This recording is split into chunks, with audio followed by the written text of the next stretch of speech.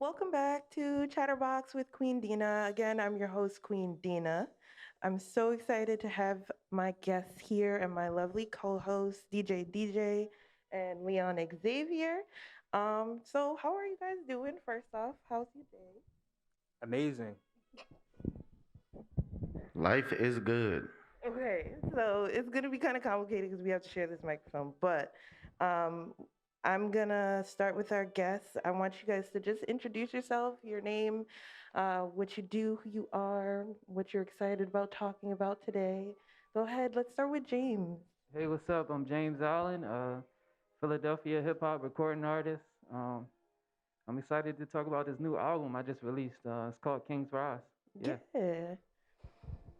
Dave Mack of Mack Brewing Co., up and coming brewery in Philadelphia, based in West Philly. Um, and we can talk about everything. Unreleased beers, have a few drinks. Okay. Ooh, I'm excited. Um, so I'm gonna start about how you guys are doing because we're finally breaking out of COVID a little bit. Actually, I kind of heard we might get shut down again soon, actually. So we were starting to break out of it, and now we might be back inside in quarantine and depressed again. So how are you guys dealing with all of this right now? So for me, it's kind of been like this an up and down roller coaster. Like things will stop and then things will start. Like I had a lot of shows booked. Those things slowed down and then the online performances picked up. So it kind of like balances itself out for me. Yeah. A lot of cancellations. Couple beer festivals that I can't go to because of COVID. But as far as like planning, being a little bit more strategic with how I need to roll out different releases. Um, Majority of like my fundraising was already online anyway, so it didn't really affect me that much. But I was like, for this summer, I was definitely looking to like get out and like get my face out there more, and get the company out a little better. Okay, talk a little bit about your fundraiser, like what you're currently trying to raise money for. Well, right now, currently trying to raise money for a brick and mortar location, because with an up and coming brewery, you have to buy the building first before you can get licensed to actually start making beer. So you have to like pretty much go in debt before you can actually Make start doing business. So then what happens if you get the brewery, you get the property, and then you get denied a license? You gotta. Well, honestly, like, it's really just like check and balances on like it has to pass code. So it's just like if you was like up getting a house, redoing it, and you have to make sure it passed certain codes, everything. That's all you're doing, but you have to get the building. So just really trying to find a location. I'm from West Philly. I actually went to school up the street from here at Ben Franklin. So I want I want the building in West Philly because when it comes to brewing, that's a form of art. So when it comes to like you never really see black faces when it comes to brewing beer. We always hear about different Ciroc and different types of alcohol, but we don't really pay attention to the actual beer industry.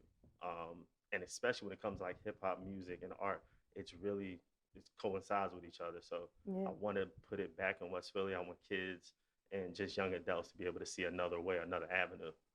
I like that because you're one of the first One of the first. black-owned brewing companies in Mm-hmm. Philadelphia, correct? Yeah. And then I know there's also what's the other one? Two locals. Two locals, Mm-hmm. and that's only two I know. I knew of you, and I knew of two locals. You Are have there like any Harris others? Family Brewery. They're in Harrisburg. As far as PA is concerned, I think that's it. Don't quote Wow. me. But you have Crowns and Hops on the West Coast. It's I believe as of right now, it's probably about 49 black-owned breweries In the country? in the world. In the world. Okay. That number may have risen Mhm. or dropped because a lot of people with brick and mortars, you have a lot of people that, like I said, they're putting the money together to get the building going and then buy all the equipment, and then you were planning for this summer. So imagine everybody who may have took out a loan or may have did all that, and then COVID hit. Now you're behind the eight ball. That's crazy. That's crazy and sad but I'm excited for Gotcha. you. I'm excited that you are doing this and like kind of breaking molds and like showing young Black people another avenue of this field, because like you said, you have like the Cirocs and like people representing different liquors and like coming up with different things, but like beer and also wine. I feel like not a lot of Black people are in wine either. It's a couple. I just actually got a wine yesterday from a Ebony's Wines and Spirits. I believe the name. I may have messed the name up, but I haven't tried it just yet. It's actually sitting in the fridge. It's a bottle of Riesling, and that's a Black-owned company as well. I love me a So Riesling too. with COVID, what it has done, it has made people like sit down and do some research. So when you start hearing about Black-owned breweries or just Black-owned businesses in general, we have time now to do research. So a lot of people are, with the COVID, a lot of people are looking them up and supporting them. So with the fundraising, why we have T-shirts, patches, stickers. The stickers come with a free gift. The free gift, Is the yeah, okay, yeah. So we've been pretty much sending those out and getting people local deliveries, things of that nature.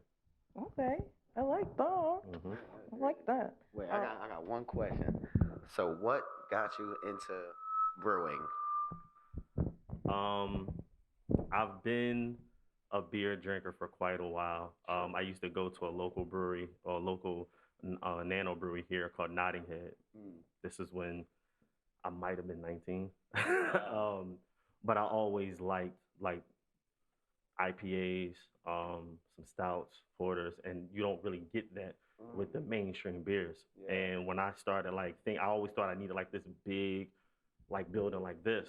And I had a friend who had just graduated from law school who was making beer in her South Philly apartment. And South Philly apartments aren't that big. So once I seen that, so this all I need. So I started like playing with the idea while I was in college. And a lot of my friends. So what did that setup look like in the South Philly apartment? Because now I gotta know. Like with that one, it was like she was a home brewer, so it was just like your typical homebrew sets, buckets, glass carboys, five like a pot that most people would normally cook like crab legs in, something like that. Like that. I'm trying to give you a visual of it. And I went down to college. I went to Johnson C. Smith in Charlotte. So a lot of my friends, they smoke left-handed cigarettes. So I like that term right there. So my whole thing was and I smoke cigars. So I wanted something that I could smoke my cigar in 90-degree weather in Charlotte and not have a single malt or some type of whiskey. Yeah. And IPAs was how I did it. So my first creation was the Mack IPA. It's 10% IPA, but it's smooth. It's not it's for a person that doesn't like IPAs, Indian Pale Ales, it's very smooth for the powder. Wow. Okay, so I don't like IPAs either. So so it's not like super hoppy and like on the back end. Okay. But I do have a honey. The one I'm drinking right now is lemongrass and honey. It's not released yet. It's an ale, but this comes in at 14%. Okay. Oh. 14%. We gonna talk. I like that. I have another one that's not released yet. I call it High Noon, a very, very limited batch, and that comes in at 19.6%. Right. I like high gravity beers. I feel like my beers, like I said, music. This is just an art form. So I like the fact that you can have a beer, sit back, listen to some music. Right. This isn't your chugging beer. This isn't your flip cup beer. Right. You'll die. You will wake up the next morning and not know what happened. That's what's up, though. I like that you care about your brand and stuff like that, and I like that you mentioned that because it's the same thing with like Hennessy and certain cognacs and stuff. People try and chug it and do. It's like this is a respectable drink. You respect the drink, it'll respect you back. You got to treat it like I remember growing up when I first got my license. You had to like. The terminology my parents used was like treat it like a loaded gun. Right. You have to be very careful when you're driving this car. And that's kind of the same philosophy I use when it comes to alcohol. Right. We, because in America, we have to wait till we're 21. So you're itching. You're waiting to get to the bar. You're waiting to drink. You just want to keep drinking. It ain't soda. Right. So an ounce, a 2-ounce shot is actually, pretty much all you need. Now, you can be a big boy and take more than that. Right. But now you're just being abusive. Right, Like right, you right. you have to respect. If you respect it, it will respect you. So with the whole brand itself, I want to bring more awareness of just alcoholism Yeah, and how to spot it right, and be respectful on how to consume it. right. That's what's up, man. I know exactly what you mean too about the cigars and stuff, because Hmm. a couple of my friends went to Claflin University. Hmm. I think it's in North Carolina or No, South Carolina. I Claflin, should that's in say. South Carolina. South, yeah. So I already know how it is. Trying to smoke a cigar. Hmm. Celebration or something. You want to drink. So that's awesome, man. So where is it available for like purchase now? Is there any way you could get like an order or something? Or So you would buy the sticker. okay, okay, That would be your donation, okay, and then we would have a free gift that will also come with the sticker okay. that you will receive as well. Is there like do you have like social Website media is website? Okay, cool. social media website is going to be Mack Brewing Co. MACK Brewing Co. Okay, .com on Instagram, Twitter, and Facebook. okay. Just all one word. Cool, man. Check you out, man. Much success to you. That Thank sounds you, awesome, thank you. man. That sounds awesome. All right, so I don't want to neglect our other guest, James. Hello. Hey, how you doing? What's up? What's up? How are you?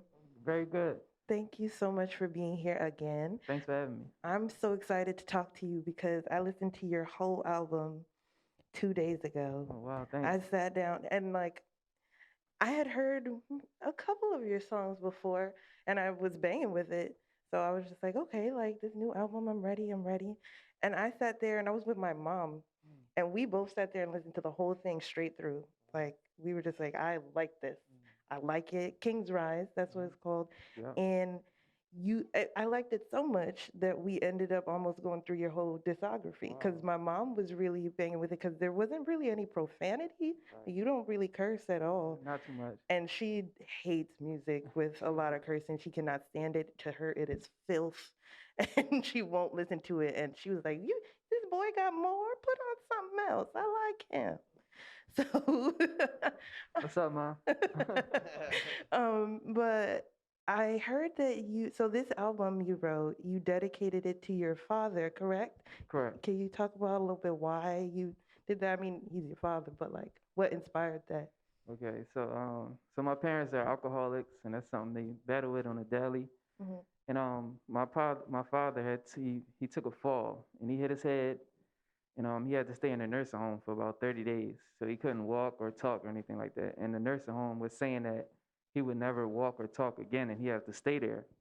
So I was traveling from Philly. He lives in Atlantic City, so I was traveling from Philly to Atlantic City, just back and forth. And throughout that stay, I started to believe the nurses or whatever, and I forgot that if you have the will to do anything, you can get back up. So I believed that he would never walk or talk again. So I was just scheduling my visits to go see him, just to be there for him. And by the end of that stay, he walked out of the nursing home having a conversation, and they said he would never walk or talk again. So at that moment, I was inspired. I'm like, wow, that's my father, and that's my father, so that's in me. And that's how the title of the album came about, King's Rise. So he got back up out of that situation, and it just gave me motivation to just keep going no matter what I go through, or no matter what roadblocks come my way, I can always get back up. I love that. Congratulations to your father. Yeah, I'm so definitely. happy that he recovered. That's amazing. Yeah. Because a lot of people don't get back up from Right. situations like that. So blessings to you and your family. And I wanted to say that too. Your album was very inspirational. Like off the rip, like when you come in strong on the first song, Lemonade, Right. and it's about making lemonade out of lemons from Right. your trials and tribulations, and that was like really powerful. And like the way you just come off the mic too, there's no intro, no nothing. You just hop in there, and it's just words of wisdom and power, and it's a great album. Thank you. Everybody needs to go stream it. Listen, it's only 24 minutes long. Yeah, 10 Yeah. songs. Yeah, sure. Yeah, it was like 2+ minutes each song, I think. Yep. So good, so good. Y'all have questions for Mr. James? I was about to say, I almost shed a tear listening to that story. I swear, that was crazy. But I know other people can like put your music in a genre, but what would you say it is? You know what I'm saying? As far as the genre, it's just organic hip hop. People compare me to J. Cole, like Wale, Logic, that type of that section of music. So like listening to it, you three people popped out at me in the beginning when you hopped in. Your style reminded me of Meek. Somewhere in the middle, you reminded me of Anderson .Paak, and then towards the end, you reminded me of like J. Cole or Kendrick. Wow. That, yeah, that was the progression for me. That's great. That's great people. Great company. Yeah. So I know you said the digital shows and online real estate has opened up for you since COVID and stuff. Obviously, how's that been? Well, it's been pretty good. A lot of my bookings come through Instagram, which is like where my main following is. So people will see me post something, they're like, "Oh, I like what he's doing. Let me hit him up." And I'll be on everybody's Instagram live performing. Yeah. Yeah. I did a couple Zoom shows and everything. Okay. That's what's up. So the best way to book you is just through Instagram. Do you have a website and stuff like that as well too? So JamesAllenRaps.com. Okay, cool. Yeah, definitely check you out, man. I also wanted to talk about, because we don't want to skip over the come up story. So we talked about where you are now, but I saw your albums and tracks and stuff dated back to about 2013.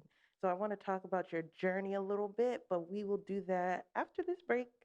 So we'll be right back with James Allen and David Mack.